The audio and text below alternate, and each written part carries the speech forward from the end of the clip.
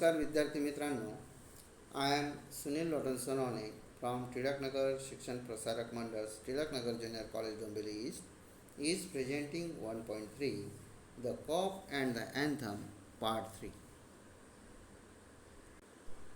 In the previous parts, we have seen that he had been failed in his attempt to go to the prison thrice. Now, let us see part 3. Sophie walked eastward through a street damaged by improvements.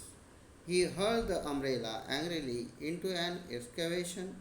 He muttered against the men who wear helmets and carry clubs because he wanted to fall into the clutches of into their clutches. They seemed to regard him as a king who could do nothing wrong. Sophie was angry because he wanted to fall in the clutches of the policeman in order to be arrested. They seemed to regard him as a king who could do nothing wrong. आणि मग Sophie अतिशय रागात होता कारण तो तीनदा त्याच्या जेलमध्ये जाण्याच्या प्रयत्नामध्ये असफल झालेला होता, अयशस्वी झालेला होता. आणि तो पूर्वेच्या दिशेने जसा त्या एका खराब अशा रस्त्याने की ज्याची दुरुस्ती बाकी असलेली ती दुरुस्ती असलेला तो रस्ता त्या रस्त्याने जात होता आणि त्याने बाजूला असलेल्या एका खड्ड्यामध्ये त्याच्याकडे असलेली ती छत्री जोराने भिरकावत फेकून दिली. तो रागात असल्यामुळे त्या ठिकाणी जे लोक वावरत होते की ज्यांनी हेल्मेट परिधान केलेले होते आणि क्लब कॅरी करत होते अशा लोकांकडे एकटक बघत होता, कारण त्याला त्यांच्या तावडीत सापडायचे होते जेणेकरून ते त्याला पोलिसाच्या ताब्यात देऊ शकणार होते असं त्याला वाटत होतं. आणि परंतु तसं काही झालं नाही आणि त्या लोकांना तो चुकीचा अजिबात वाटला नाही. At length Sophie reached one of the avenues to the east where the glitter and turmoil was but faint. Was dragged himself towards Madison Square, for the homing instinct survives even when the home is a park bench. As we go to our home for our homing instinct, Sophie also wanted for the homing instinct survives even when the home as was his park bench. तर Sophie त्या ॲव्हेन्यूकडे जात असताना, पूर्वेला जात असताना त्याला त्या ठिकाणी निस्तेज असे लाईट चमकताना दिसले आणि त्या मेडिसन स्क्वेअरकडे त्याचे पाय त्याला ओढू लागले, कारण जरी त्याला घर नव्हते पण पार्क बेंच हेच त्याचं घर होतं आणि म्हणून तो त्याच्या घराच्या आशेने तो तिकडे गेला. But on an unusually quiet corner Sophie came to a stand still. There was an old church quaint and rambling and gabled. Through one violet stained window a soft light glowed, where no doubt the organist loitered over the keys, making sure of his mastery of the coming Subodh anthem. For there drifted out to Sophie's ears sweet music that caught and held him transfixed again the convolutions of the iron fence. But on an usually corner Sophie came to a standstill. म्हणजे काय, तो त्या ठिकाणी थांबला.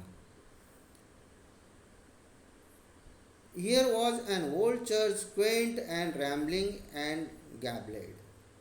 त्या ठिकाणी एक जुनाट बांधकाम असलेलं आणि त्रिकोणी आकाराची भिंत असलेलं ओबडधोबड एक घर होतं, ते म्हणजे चर्च.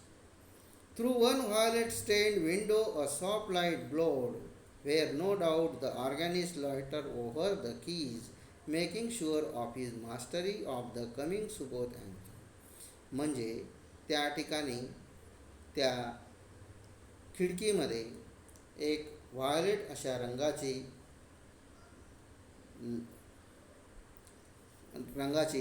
किरणे प्रकाशत होती आणि चमकत होती की ज्या ठिकाणी कोणालाही शंका येणार नाही असं. म्हणजे नक्कीच त्या ठिकाणी एक धर्मगुरू की जो सुबोध अँथमची प्रॅक्टिस करत होता की जेणेकरून त्याचं त्या ठिकाणी सराव होईल आणि म्हणून त्या इन्स्ट्रुमेंटवर तो बोटं फिरत होता आणि ते वाद्य वाजत होतं. For there drifted out to Sophie's ear sweet music that caught and held him transfix against the convolution of the iron fence. आणि त्या लोखंडी कुंपणाच्या बाजूला तो उभा असताना त्याच्या कानावर ते म्युझिकचे गोड शब्द ऐकू आले, गोड म्युझिक, गोड संगीत ऐकू आलं आणि तो त्या ठिकाणी थांबला. The moon was above, full and radiant. Vehicles and pedestrians were few. Sparrows twittered sleepily in the yews.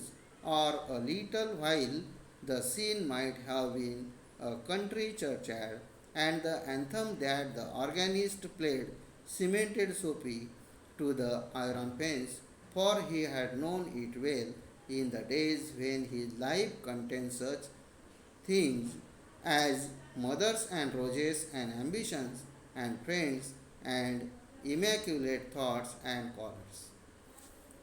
चंद्र डोक्यावर होता, पूर्णपणे चमकत होता. काही वाहने आणि वाटसरू त्या रस्त्यावरून जात होते.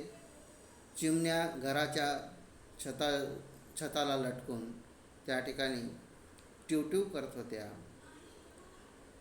आणि little while seen might have been a country churchyard. जणू काही तो सीन एखाद्या ग्रामीण भागातील चर्चयार्डचा सीन आहे असं भासत होतं. And the anthem that the organist played cemented Sophie to the iron fence, for he had known it well in the days when his life contained such things as mothers and roses and ambitions and friends and immaculate thoughts and callers. आणि मग त्या ठिकाणी जे संगीत सोफीला ऐकू आलं त्या कुंपणाजवळ तो पूर्णपणे स्तब्ध उभा राहिला, कारण त्याला त्याच्या जुन्या दिवसांची आठवण. सोफीला त्याचे जुने दिवस आठवले आणि कारण त्याने त्या ठिकाणी त्याचं बालपण घालवलेलं होतं. त्याची काळजी घेणारे लोक त्या ठिकाणी होते आणि अतिशय आनंददायी असं जीवन आणि महत्त्वाकांक्षी असलेलं जीवन, भरपूर मित्र असलेला आणि अनेक विद्वानांशी संपर्क त्याचा त्या काळी येत होता, ते सगळं त्याला आठवू लागलं. The conjunction of Sophie's respective state of mind and the influences that old church brought a sudden wonderful change in his soul. He viewed with rising horror the pit into which he had tumbled, the degraded days, unworthy desires, dead hopes, wrecked faculties, and base motives that made up his existence. The music in the church, which had on Sophie's ear, had brought a sudden and wonderful change in the soul of Sophie. He viewed the rising horror, the pit into which he had tumbled, the degraded days, unworthy desires, dead hopes, wrecked faculties, and base motives that made up his existence. आणि सोफीचं जे मन परिवर्तन करणारं म्हणजे ते चर्चमधील ऐकू आलेलं संगीत होतं. त्या संगीतामुळे त्याच्या मनामध्ये एकदम अतिशय अद्भुत असे बदल झाले आणि त्याला तो ज्या खड्ड्यामध्ये पडलेला होता. त्या खड्ड्याची कारणं त्याला लक्षात आली. त्या म्हणजे त्याचे अतिशय हलाखीचे दिवस आणि कोणत्याही आशा नसलेला, होपलेस, त्याचप्रमाणे रेक फॅकल्टीज म्हणजे अतिशय कोणतेही त्याला जीवनामध्ये काही करायचे नाही अशा त्याच्या मनाच्या भावना आणि कोणतेही बेस मोटिव्ह नसलेला असं त्याचं जे अस्तित्व होतं, त्या अस्तित्वाची कारणं त्याला उलगडू लागली. And also in the moment his heart responded thrillingly to this strange mood. आणि मग अशा प्रकारे त्या क्षणी त्याच्या मनाने, अंतःकरणाने त्याला रिस्पॉन्स दिला आणि त्याचं ते जे विचित्र मूड होतं ते बदलू लागलं. A strong impulse moved him in to battle with his desperate fact he would pull himself out of the mire and would make a man of himself again. He would conquer the evil that had enslaved him. There was time he was young, yet he would resurrect his old eager ambitions and pursue them without faltering. Those solemn but sweet organ notes had set up a revolution in him. Tomorrow he would go into the roaring downtown district and find work. A fur importer had once offered him a place as driver. He would be somebody in the world, he would. आणि मग सोफीच्या मनामध्ये आमूलाग्र बदल झाल्यानंतर त्याच्या ज्या निराशांची जी काही निराशा कशामुळे झालेली होती, त्याच्या मनामध्ये युद्ध सुरू झालं आणि त्याने निश्चय केला की तो त्या चिखलातून बाहेर येईल आणि त्याला स्वतःला एक जंटलमॅन बनवेल, एक माणूस बनवेल. आणि त्याने निश्चय केला की तो त्या दुष्टपणा जो काही त्याच्या अंगात जे काही भूत होतं ते की ज्याने त्याला गुलाम बनवलेलं होतं त्याला तो जिंकणार. आणि अजूनसुद्धा वेळ होती कारण तो तरुण होता आणि त्याच्या ज्या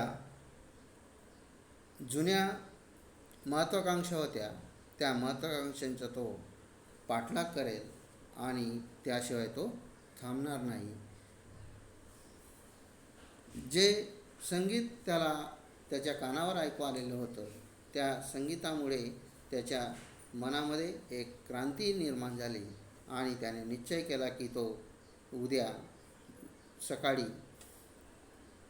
त्या रोरिंग डाऊनटाऊन डिस्ट्रिक्ट या ठिकाणी जाईल आणि काम बघेल. म्हणजे ज्या ठिकाणी अतिशय वर्दळ असते त्या वर्दळीच्या त्या जिल्ह्यात जाईल आणि त्या ठिकाणी काम बघेल. एका फर इम्पोर्टरने त्याला ड्रायव्हर म्हणून ऑफर केलेली होती आणि तो या जगामध्ये कोणीतरी बनवून दाखवेल असा त्याने पूर्ण निश्चय केला. तर सॉलम म्हणजे काय तर विधियुक्त, फॉर्मल आणि सिरियस असं. रोअरिंग म्हणजे बिझी, नॉयजी, गोंगाटमय, जो अतिशय गलबला असलेलं. तर describe the wonderful change in Sophie's soul. When Sophie heard the music of the anthem that came through the one window of an old church, Sophie remembered his old days in his past life. In his past life contained such things as mothers and roses and ambitions and friends and clean thoughts and clean clothes. Remembering this, there was a sudden change, wonderful change in his mind. He viewed with rising fear the hell into which he had fallen. His heart responded the moment this change in his soul. A strong impulse moved him to fight with the desperate fact.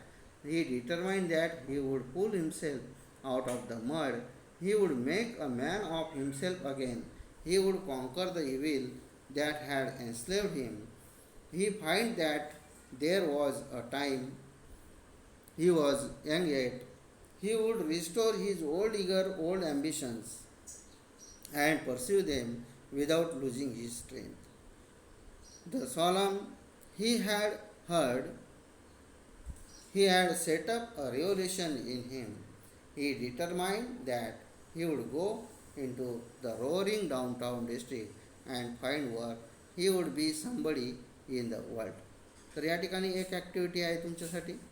तर earlier life was much different from his present life. Complete the table to show this contrast one is done for you. तर content life, content friends and roses early लाईफमध्ये दिलेलं आहे आणि present लाईफमध्ये दिलेलं आहे unworthy desires. तर त्यासाठी आन्सर आहेत early life, present life. Early life बघूया आपण. Content friends and roses, eager ambitions, clean thoughts and clothes, unworthy desires, dead hopes, wrecked faculties, and base motives. Next, the story. Read the story and match the incidents given in column A with the consequences given in column B. तर या ठिकाणी direct answer बघूया आपण. Column A and column B. Consequence. Sophie heard the anthem being played in the church. Consequence, suddenly wonderful change came in his mind, in his heart. Number 2, cop arrests Sophie for hanging around. Dream of turning around in life was shattered. Third, next, Sophie felt a hand laid on arm. He looked quickly around into the impassive face of a policeman. And when Sophie had determined to be a man who will work hard, then he felt that his arm was held by someone. Then he looked quickly around. He saw an impassive face of a policeman. आणि मग जेव्हा सोफीने असा विचार केलेला होता की तो आता खूप काम करणार, कष्ट करणार, मेहनत करणार आणि एक चांगला माणूस म्हणून जगामध्ये जगणार, वावरणार, त्यावेळेस त्याचा हात कोणीतरी धरलेला त्याला वाटलं आणि त्याने लगेच वर पाहिले तर भावनाशून्य असा पोलिसाचा चेहरा त्याला दिसला. "What are you doing here?" asked the officer. "Nothing," said Sophie. "Then come along," said the policeman. 3 months of the island, said the magistrate in the police court the next morning. आणि मग दुसऱ्या सकाळी जेव्हा त्याला पोलिसाने सांगितलं की तू या ठिकाणी काय करतो आहेस, सोफीने सांगितले नाही, काही नाही. आणि मग तेव्हा पोलिसांनी त्याला सांगितलं की तू माझ्याबरोबर ये आणि मॅजिस्ट्रेटने तुला, न्यायाधीशाने तुला 3 महिन्याची शिक्षा, तुरुंगवास सांगितलेला आहे, कारावास जाहीर केलेला आहे. आणि दुसऱ्या दिवशी कोर्टामध्ये त्याला 3 महिन्याचा तुरुंगवासाची शिक्षा जाहीर केली जाते. तर थँक्यू.